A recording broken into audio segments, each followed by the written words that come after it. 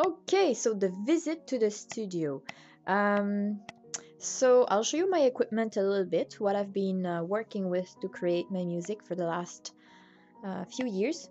So this keyboard here is probably about 7 years old, and really um, the only buttons I use is the power button actually. Um, so it has some, well, it doesn't have really any special features that I use. These are just, buttons for if you want to record something. You have a few instruments that you can use, but I don't use them because I use my VSTs from my recording program. So the keys are they are not weighted keys, so they are bouncy keys. That's how I call them. So whenever I play something fast, sometimes it's a little bit hard to get a nice feel on it, and get a nice. It's not really touch sensitive. So that's something that is a little bit bothering me, but it's not. See, it works fine, and it's a full length keyboard, so I'm not running out of space or anything. So next I have my computer here sitting on nice trumpet case, which I found. And what I have else is, oh yeah, something I bought a while ago is this little thing here, which is actually falling there. So this is just a USB port, because on my laptop there is not many of those USB things here. So I got this one so I can put because there's a lot of USBs that I use for the keyboard. Most of my songs are stored on USB keys, and then I like to have a computer mouse, so that goes here too. um yeah, so yeah, there you go. And what else I have here? Well, this is my audio interface, USB audio interface, which I bought years ago. So I use this for those who are not familiar with how recording works. Um, I use this box here for it is to plug my mic. Like I have my mic here, microphone, and anything that is real instruments, or if I play the guitar, then I will use this those cords here, and it's a plug-in, so I plug my guitar or my microphone right here, um, there. And you can also put two at the same time, so you could have one microphone on the right, and on the left you could have a guitar, and just do both together if you would want, but that's not an option that I use really much. Yeah, so I have just my volume here, and that's pretty much what I use. Just the volume and stuff. There's not many options there, but it works really fine, really well. And I have a pair of headphones, and these I got somewhere. I'm not really sure where, but they are very good quality. I find I have no problem with them either, so that's good. And speakers I don't use because they're not really good for sound. This is a drum from Morocco here. And my bunch of flutes, which are here. We got lots of flutes from different keys. Here I have my USB keys, because I used to have a very small computer, so I would just save everything, on the USB keys. So I have this in here, and here I have some. I try to do some. Well, sometimes I use those to make like percussion or stuff. So that's why there's always a lot of junk here. And my pop shield right here that I use too. So this is pretty much, my studio, my workplace. And so and then yeah, you have. I can show you a bit here. and the violin here, which is an old violin that I really should put back together and try to learn. um, but yeah, what I'm showing you right here, it's how I'm organized for a studio. Um, maybe some of you might be interested to know, how do you start making music? How much, like, what do you need? Um, so for me, what I do for to be able to record, because I do live recordings and I record with a mic or the guitar. So what do I do is that I take very thick blankets and I just put them up against the wall all around in a corner, and it keeps going over here too a little bit. So I find this really makes a difference in the, it doesn't, the sound gets really good because it doesn't there's no reverb on it or whatever. I don't know, I'm not sure how you can call it, but anyway, it really helps. So really what I have is pretty basic. Like this keyboard there, it's pretty old, and I think now you can get a keyboard for, I know there is one, it is probably $200. I'm not really sure. I'm not, very, I don't know lots of information about this, but I think you could get one for $200, like just the MIDI keyboard, or $300. This I got for maybe $7. It's the same with the Pop Shield. It's very nice when when you do singing, because it really makes a difference in the sound and all. And that was $7 too. This box here was probably running around $100. And yeah, so if you want to do music, really, I think, well, it depends on what you want to do too. And I do my music a bit differently too, because I record live with a microphone. While lots of people would just record MIDI, so just on the computer. And they would also just use the keyboard to play piano or play the libraries. But yeah, if you want to start doing music, really all you can do is use for the keyboard.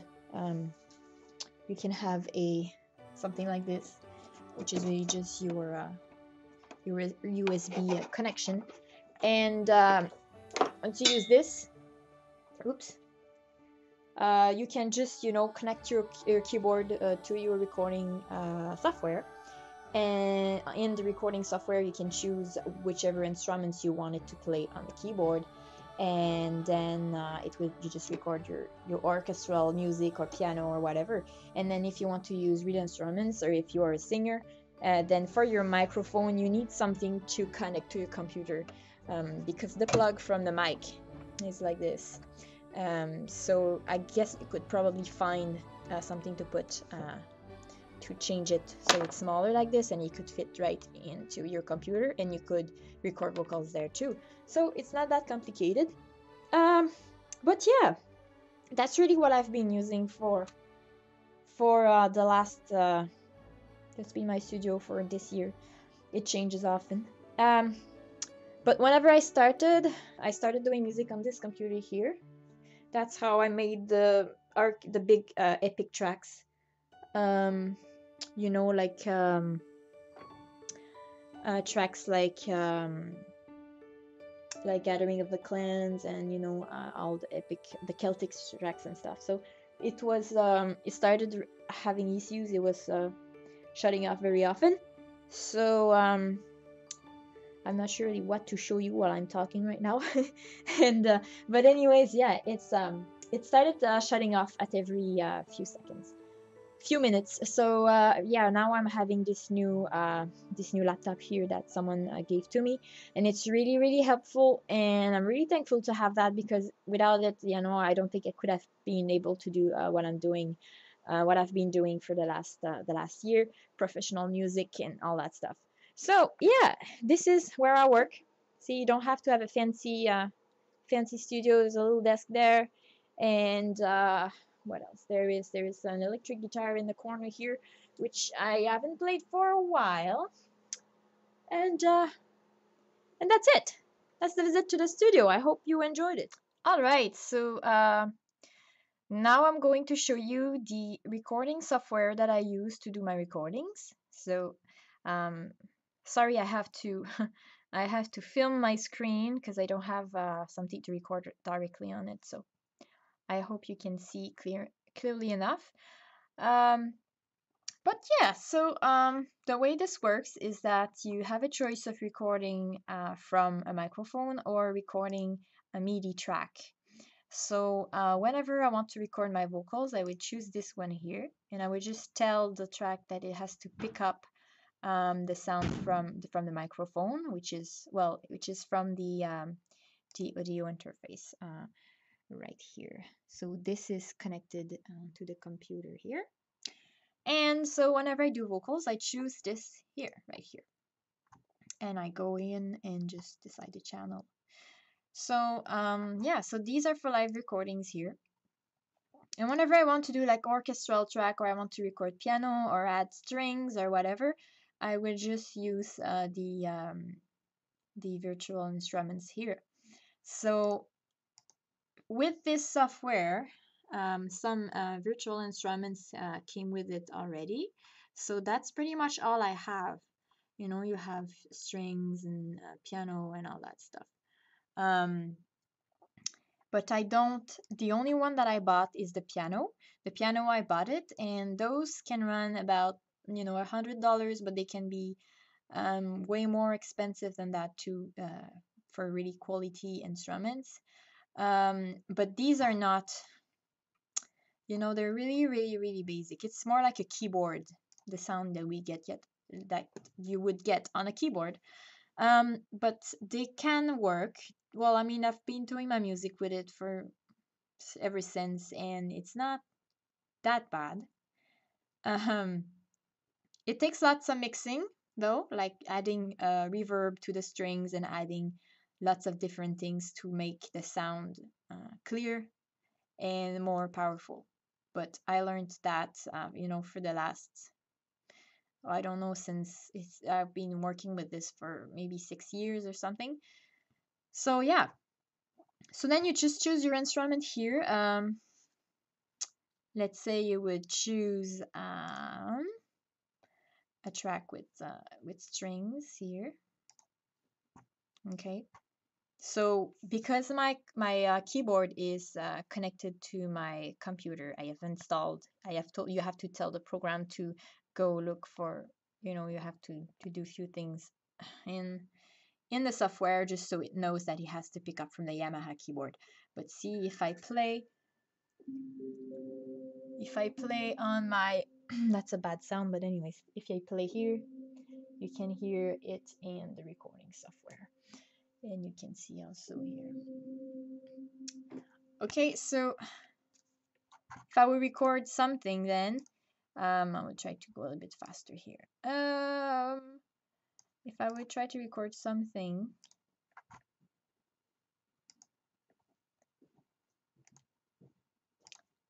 so I would just choose this here. Okay, then I will go record, and then I would just play on my keyboard. And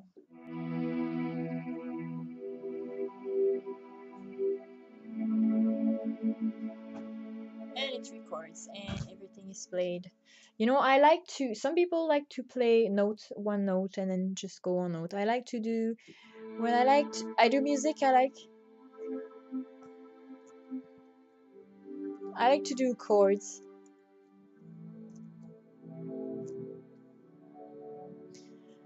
Because it's always the way I've been doing music.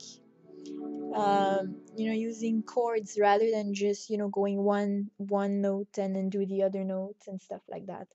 I like to create my own thing. So if I go, I can. Yeah, but so this is the slow string track. So see, I have this recorded now, and then what I can do is that I can just go here and I will insert a new track, which is a virtual instrument track. I'm sorry that this is all blurry. And then if I want to go, let's say, use my piano, I can go check it here. And you can load, instrument libraries, music libraries, or VSTs, whatever you want to call it. You can load it in Mixcraft, and it works. Okay, so let's say we go with a preset that is already set up like this. And I should have waited because sometimes it will, okay, not responding. Oops. It does that sometimes if I'm too fast. But yeah, this is the one that I bought, and which I really enjoy the sound. And there you go. Okay, so now if I would want to record piano over it, I would just click this back so it's not selected and select this one and say, okay, I want to play with this one. So then you have your piano sound here, and that you could just press record and that's gonna play back.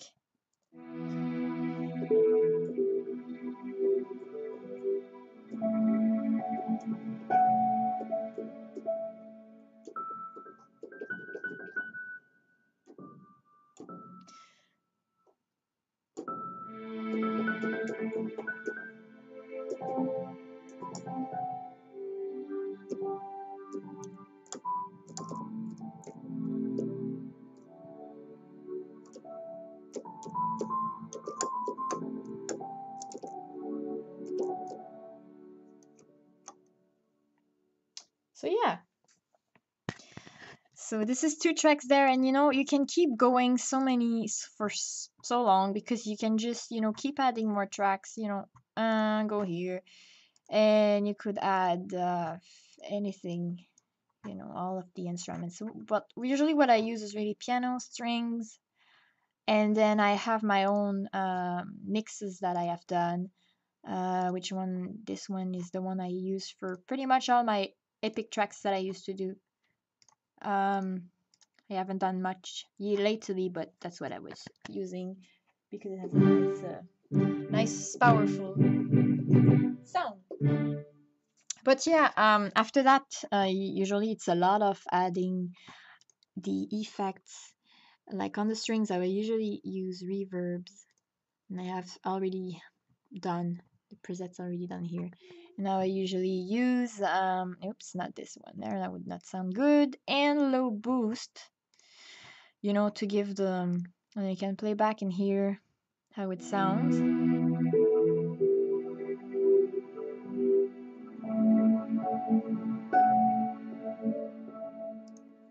Yeah, so that's what I use. And for my microphone, well, I can't really show you because I'm holding the camera as I try to explain.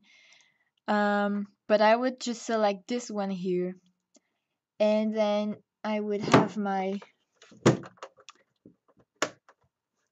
there plugged here and left, and just turn my volume. And well, no, I can't really show you anything about that because I'm not set up with this. My mic is here. I just took it off from my thing here, and that's not holding well. But yeah, it's just to show you, you know, it's not that complicated. One thing for sure is that I need to upgrade my recording software. It's not that Mixcraft is not good. It's a very, very good one for anyone that wants to start doing music, I would say. That's what I started with. It's easy.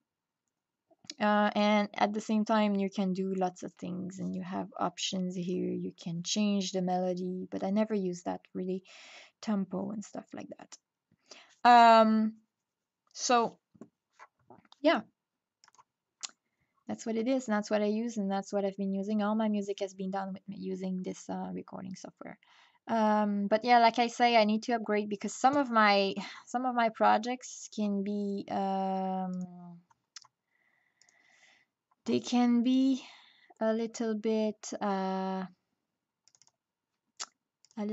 big.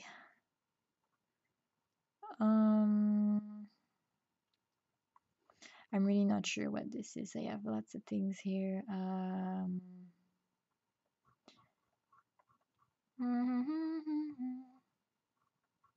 don't even know what to show you. but some of them have lots of instruments. You know, when you get to, I don't know, lots of effects and like 30 tracks or something, the computer sometimes has a hard time to read all the information, and then it creates some crackling noise as I record, crackling noises, and also it just, you know, doesn't save the tracks properly. So sometimes I work for a lot of time and I end up with something that is not running properly. So this is really frustrating. So this is a collaboration I did with my brother and that I really want to share soon. But I need to re-record the vocals on it. I haven't had the chance to do it yet. But you see how it can get very lots of information here. This is tracks there that are muted, but they are supposed not to be. See, so actually, I would just go up here and select this. So when doing music, I can say that it has, for me anyways, whenever I start doing music, I have really no idea how it could be. You know, it could start with this and then goes with this and then add more stuff. And at the end, it can really turn out with a lot of tracks and a lot of tracks and a lot of things and a lot of, you know, but it's not, a good track is not, what makes a good track is not the amount of instruments you have, or the amounts of vocals you add to them. It's really not what makes a good track. I have really good tracks that are just made with, you know, maybe two instruments, two tracks, three tracks. It's always fun to add more, but you have also to keep in mind, I think, that it's not, more is not what makes a good track. You know, it's good for sure for an instrument, for orchestral pieces. It's nice to have, you know, more than one instrument, but really, um, it's not. It doesn't make. It's not what makes a good piece. Um, oops. So yeah, this is what I used to record, and I hope that can, you know, give you a better idea of what I do and how I record and all that stuff. Um, and yeah, sorry for the if it's not really clear to see with the camera, but yeah, I hope you you enjoyed that.